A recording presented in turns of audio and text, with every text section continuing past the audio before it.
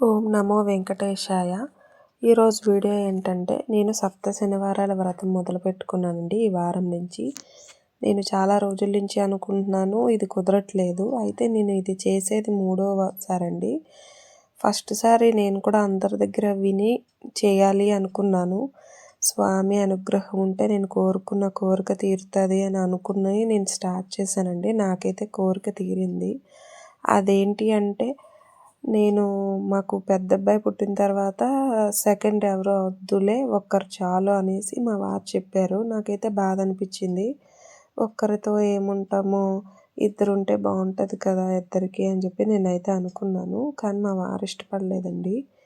అయితే ఎవరో ఒకరు పుట్టాలి, ప్రతి ఒక్క దేవుణ్ణి అనుకునేదాన్ని. అయితే ఈ సప్త శనివారాల వ్రతం మొదలుపెట్టిన తర్వాత నేను ప్రెగ్నెంట్ అయ్యానండి. మిగిలింది వచ్చే వారం చెప్తానండి. ఇదిగోండి, నేను మార్నింగ్ ఇలా చేసుకున్నాను. నల్ల బట్టలు కట్టుకొని చేసుకోవాలి పొద్దున్న. సాయంత్రం పసుపు బట్టలు వేసుకోవాలండి. సాయంత్రం పూజ ఇలా చేసుకున్నాను. మొదటి వారం మాత్రం చాలా విజయవంతంగా అయ్యిందండి. నాకు చాలా సంతోషంగా అనిపించింది. రెండో వారంలో మిగిలింది చెప్తానండి. నచ్చితే లైక్ చేయండి, షేర్ చేయండి.